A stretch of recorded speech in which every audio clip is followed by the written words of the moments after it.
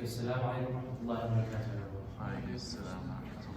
So, So, for today's talk, inshallah, as we know, Ramadan started over spring break.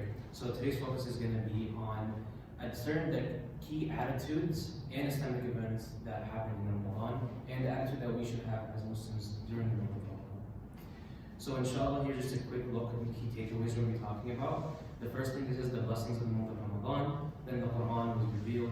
The Battle of Badr, Mecca was conquered. Salah ad-Din defeated the Crusaders. The Mongols were defeated. And then with all these events that took place, we're going to link it and say, talk about the Islamic personality and attitude that Muslims should have during the month of Ramadan. And then at the end for any Q&A, inshallah.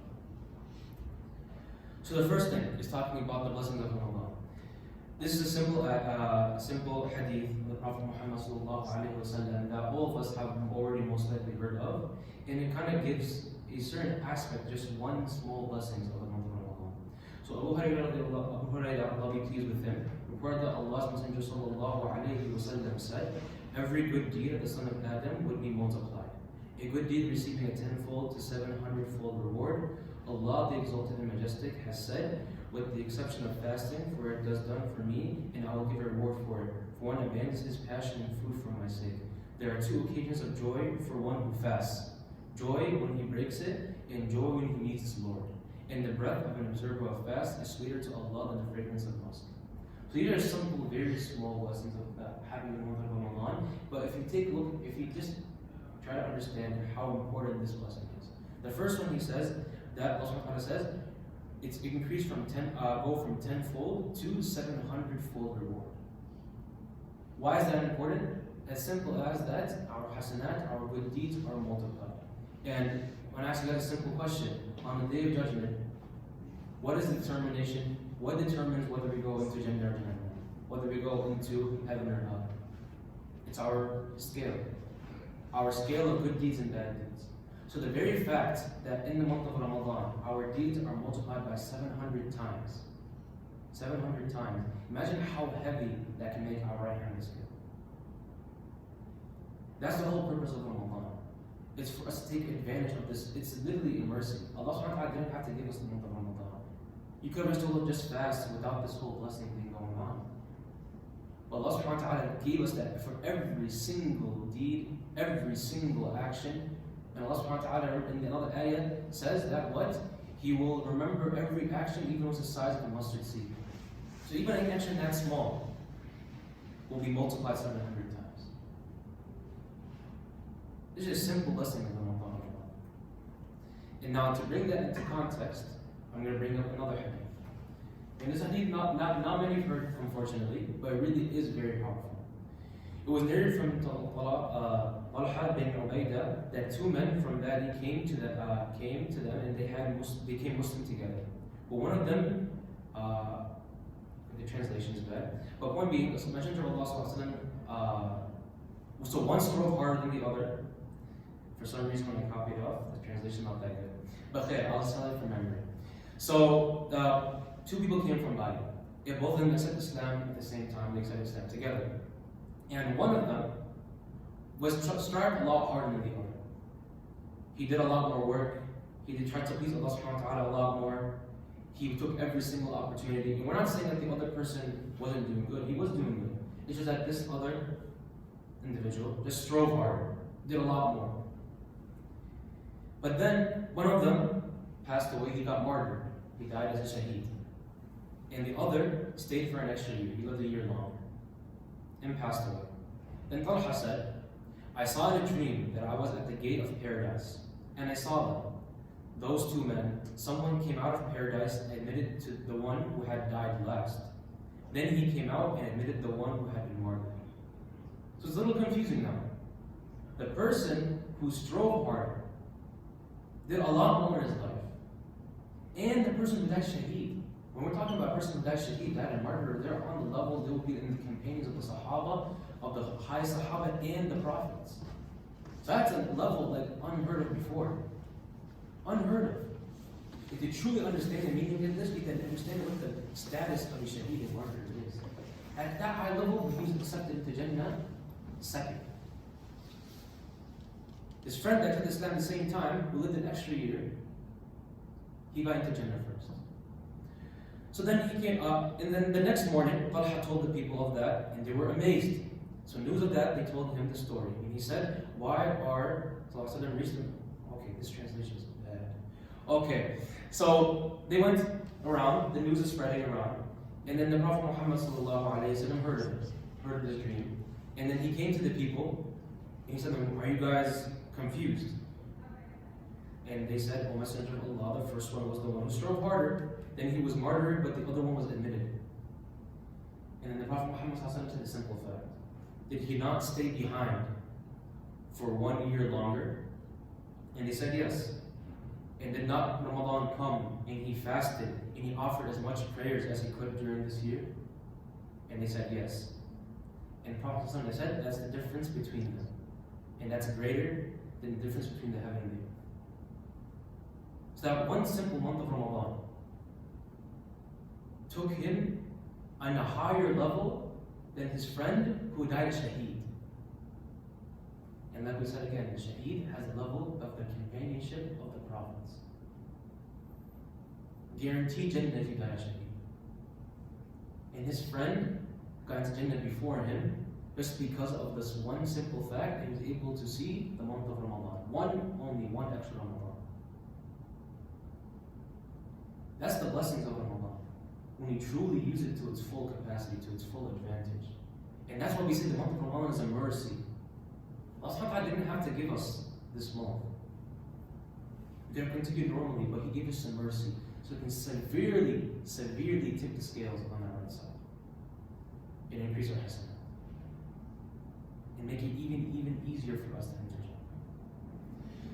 So now we're going to move on to the next part, which is the events that happened during the month of Ramadan. I just want to focus on the blessing because it will be important as we talk about the events. So the next one is the Quran was revealed. So the Quran was revealed during the month of Ramadan. The simple very first ayat came out, and in the simple ayat, so it's Al-Baqarah ayat 185, Ramadan is the month in which the Quran was revealed as a guide for humanity with clear proofs of guidance and the standard to distinguish between right and wrong. So whoever is present this month, let them fast. But whoever is ill or on a journey, then let them fast an equal number of days after Ramadan. Allah intends ease for you, not hardship, so that you may complete the prescribed period and proclaim the greatness of Allah for guiding you, and perhaps you will be grateful. Very simple. Allah subhanahu wa ta'ala revealed the Quran in the month of Ramadan. But what does that entail? What is the Quran? The Quran are what? The rules, the regulations, the way that we understand how to obey Allah subhanahu wa ta'ala. And I've given this example many times before. I'm going to give it again. But imagine that you had a class. You're a class in here in UIC. And as soon as the first day you enter into class, the professor tells you, hey, I'm not telling you how you're going to get in this class. It's up to you to figure it out. And if you do good, you do good. If you do bad, you do bad. If you pass, you pass. If you fail, you fail. Simple as that. You go throughout this whole class, and then you end up finding out that you failed the class. On what basis? Allah, you don't know. That's what happened in that situation if we didn't have the Quran. We ourselves can come to a conclusion that there has to be some kind of God. There has to be one God. We can come to that conclusion on our own, using our own brain, looking at stuff around us, realizing there had to be a creator. But how to worship that creator? What basis am I going to be judged on? What's waiting for me in the afterlife? Is there even an afterlife in the first place? All that came with the Quran. And that's why the ayah says, was revealed as a guide for humanity with clear proofs of guidance and the standard to distinguish between right and wrong. Another important key factor. The Quran was able to distinguish between right and wrong. Think about it. Here, living in America, how easy does right and wrong change? Throughout, if you look at the history, right and wrong changes left and right. Alcohol used to be allowed, then it got banned, then it got allowed again. Slavery used to be fine, but now it's not fine. What about also LGBTQ? It used to be not allowed, now it's allowed. The morals of right and wrong constantly changed. What was the reason why? Because the human himself, he's biased. He's not all knowledgeable. He's not all powerful, not all merciful. So if we start coming up with our own rules for what is right and wrong, we're going to be misguided left and right. We won't know where to go. So the Quran came as what? To tell us what is right and what is wrong, because He is what? He is the most knowledgeable. He is the most just. And that is the beauty and the blessing of the Quran. It told us the words of Allah. The words of Allah, the Creator, the Almighty. Imagine that, having a miracle in front of you that tells you the words of Allah. A person who's beyond any limits. That is the beauty of the Quran. And I'll end off with this slide. And by a statement by Rabi' bin Amir, where he said, Allah Azza wa Jalla has sent us, when he's saying this to the Persian king, or Byzantine, I forget exactly which king. But when he says, Allah Azza wa Jalla has sent us to deliver you from worshipping the creation to worshipping the Creator of the creation, and to deliver you from the constriction of this world to the vastness of this world and the afterlife, and from the oppression of the religions to the justice of Islam. Allah Azza wa Jalla has sent us to save you from worshipping each other. Look at this statement. He says, Allah Azza wa Jalla has sent us to deliver you from worshipping the creation to worshipping the Creator of the creation. This is simple. This is what the Quran came to do for us. This is what Islam came to do for us.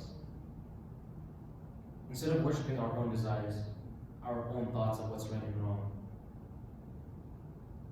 Because by worship, you don't mean just rituals. Worship means that where do you take your right and wrong from, where do you take your halal and haram from. That's what worship is. Throughout your whole life, what do you take as your right and wrong? And then the continuation says, in the constriction of this world, to the vastness of this world and the afterlife. The Quran told us about the afterlife. Give us a goal and objective in this life. Unlike nowadays, we see an issue in the US where people don't have a purpose in life, right? What's the purpose? They don't know. You only live once. They try to do whatever they can, but genuinely, is there a purpose? There isn't a purpose. Then you have increase of suicide rates and all these kind of things. That is just a simple explanation of how big of a miracle the Quran was, and it happened in the month of Ramadan. So now next one is the Battle of Badr. Now the Battle of Badr was the very first battle the Muslims had against the Kuffar of Quraysh. And just to describe the situation of the Battle of Badr. The Muslims came in with a bigger army. Not with a decently sized army, even though the Quraysh had obviously a bigger army. On the way to the battle, the people from the Prophet Muhammad's side, people of Medina, the Munafiqeen, they left the army and reduced the number down to 300. So they went into battle. They're about to start. And to give context, the battle was what? From 300 versus 1,000. A third of the size of the army. They were 1/3 the size of the army. Of the opposing side. And guess what? They still won that victory. They still won that battle. And that was the very first victory for the Muslims. And why was this important? Because it showed the Muslim strength. This was Muhammad's first opportunity to what? Show off his state, his power, his might, the Muslim empire at that time. Well, it wasn't an empire, just one city. But it was his first, what? Stage. To show the strength of their state. To show the strength of Islam. It put them on the map.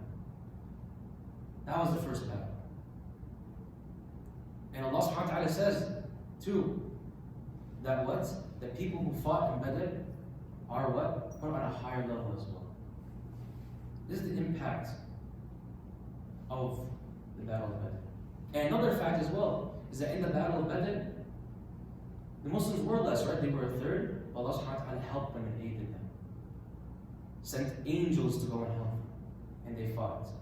And Allah subhanahu wa ta'ala told us that, do not think this victory came from you. It came from me helping you. Again, imagine having angels. You can't see it. The enemy in front of you, he's about to attack you, he's coming. Again, you keep moving forward, he's coming. Imagine that. How much a blessing that the Battle of Badr was for the Muslims. And this was what? During the month of Ramadan. Next one is that Mecca was conquered. So on the 18th of Ramadan, in the 8th year of Hijrah, the Prophet Muhammad ﷺ entered with an army of 10,000 to conquer the city of Mecca, which was the peaceful conquest. And this conquest signaled what?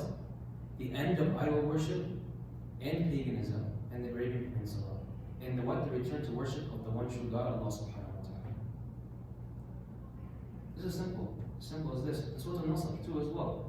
إِذَا جَاءَ نَصْرُ اللَّهِ وَالْفَتْحُ وَرَأَيْتَ النَّاسَ يَدْخُلُونَ فِي دِينِ اللَّهِ أَفْوَاجًا فَسَبِّحْ بِحَمْدِ رَبِّكَ وَاسْتَغْفِرْ إِنَّهُ كَانَ تَوَّابًا.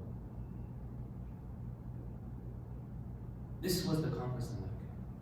After all the struggle that the Prophet Muhammad ﷺ and his companions dealt with, they came what? An army of 10,000 strong.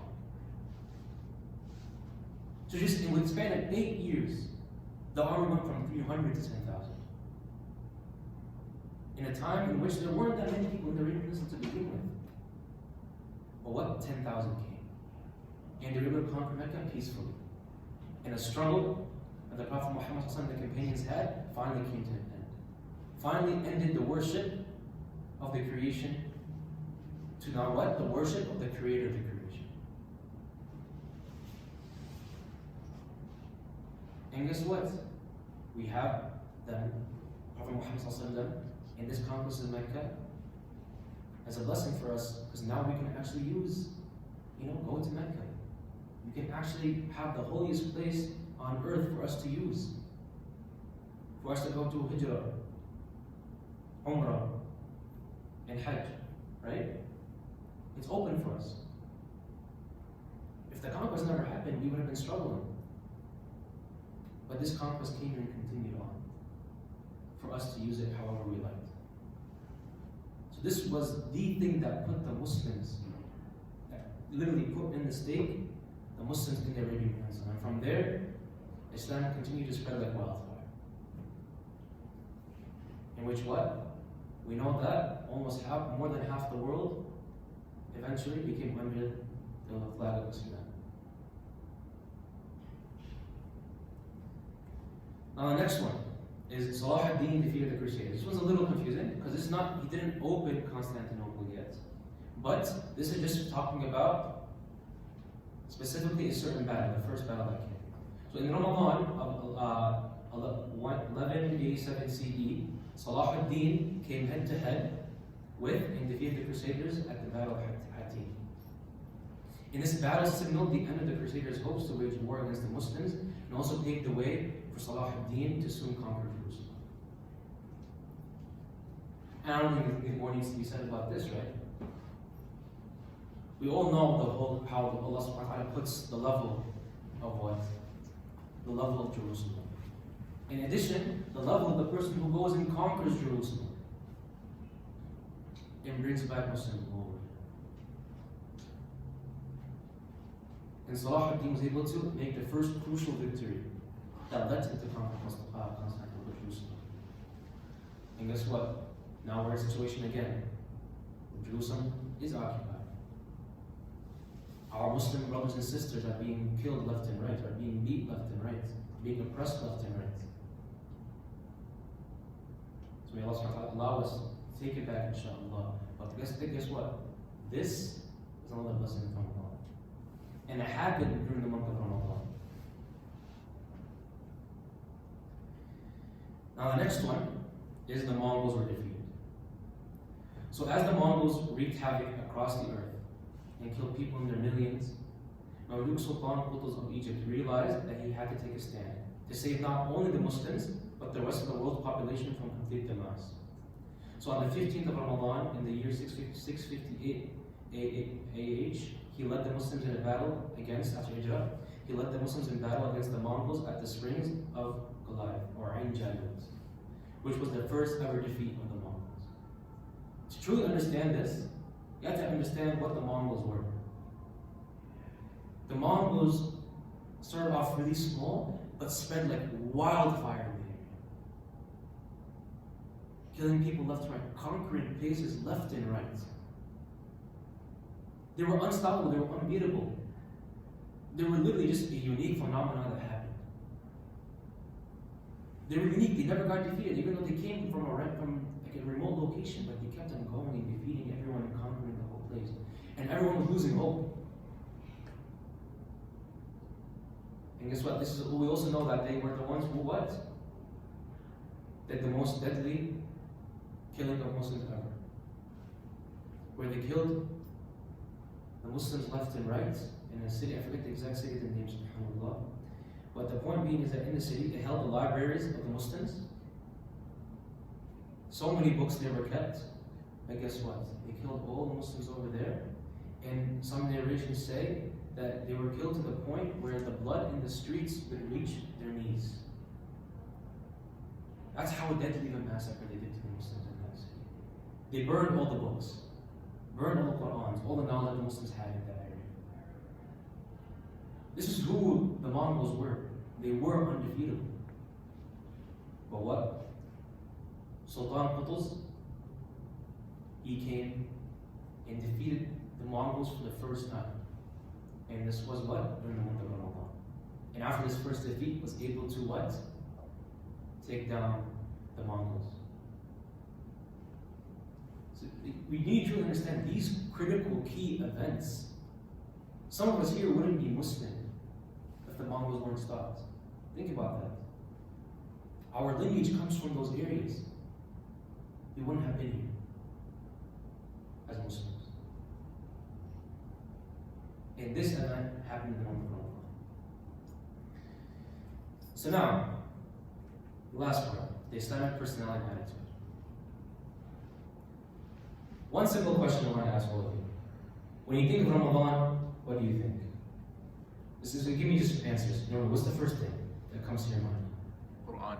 Quran. What else? Fasting. Fasting. What else? Iftar. What else? Suhoor. Suhoor. Taraweeh. What else? Sadaqah.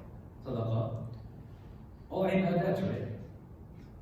All rituals that we do. But what? You see here from the example of Muslims in history, Ramadan wasn't just a time for me to just do my simple rituals. It really wasn't. They did the most amazing feats known in history during the month of Ramadan. The most amazing feats in history, I don't truly understand. Defeating the Mongols, defeating the Crusaders, opening Mecca, Battle of Badr, key historical events that you wouldn't think first coming to your mind are rituals, are ibadat. But these happen in Ramadan. Ramadan is for you to increase your ibadah Allah subhanahu wa ta'ala. But ibadah doesn't just entail the simple rituals. It entails what? Your whole life. How you live your whole life. It's a way of life. So any action that you do for the sake of Allah subhanahu wa ta'ala is considered ibadah. And guess what? Imagine that they defeat the Mongols, right? The Muslims. And we know the amount of hasanat and praise they will get from Allah subhanahu wa ta'ala. It happened in the month of Ramadan too. Imagine the amount of reward you get there. So Ramadan didn't come as a barrier for me just to focus. Let me just focus on my rituals. But it came to me that what, I'm going to take advantage of this month and live the perfect Muslim as much as I can. As much as I can. And being the perfect Muslim entailed that my whole way of life. Every single step was for the sake of Allah subhanahu wa ta'ala. So where does that relate to us? We're Muslim students, right? Going to UIC. So in our life that we're doing right now, in the month of Ramadan, in every action we take, let's think about Allah subhanahu wa ta'ala. Let's not just think that the Taraweeh and the fast and the reading Quran is just enough, even though they're all amazing things and should not be taken away. There's a hadith that says, there's the ayah, sorry. No, I think it's a hadith, I'm sorry. The Quran, where it says that the Quran will come as a what? As a savior, as a testament for you, will testify for you on the day of judgment if you read it during the night. So there's no way around it. They are very important, but these things are just as important. So from the moment I wake up to the moment I go to sleep, is every single action that I do according to Allah subhanahu wa ta'ala. Is everything that I'm doing what Allah subhanahu wa ta'ala desires from me. And if there's something that I'm not doing right, I should fix it. That's the attitude that the Muslims had. They tried their best to attain Allah subhanahu wa ta'ala's pleasures in many different ways. Because every part, the rituals, and also the physical actions that you do are all important. You can't have one and not take the other. Both are hand in hand. And as simple as this, what will be the use of us fasting if that in all other aspects of our life we're not living according to Islam? Then what's the reason why we're fasting? Fasting is a commandment, but it's also a commandment from Allah for us in the rest of our life. All aspects of our life to obey. So remember that fasting was what? To build for us to build taqwa. Fearing Allah subhanahu wa ta'ala. And fearing Allah entails that in every single step of our way, He's always in our minds. And is this according to Allah subhanahu wa ta'ala wants or not? Can I do something more that I can do for the sake of Allah subhanahu wa ta'ala? All these kind of things. So, Jazakallah khair everyone. We'll start with the Q&A inshallah. Are there any questions or maybe comments in general that you'd like to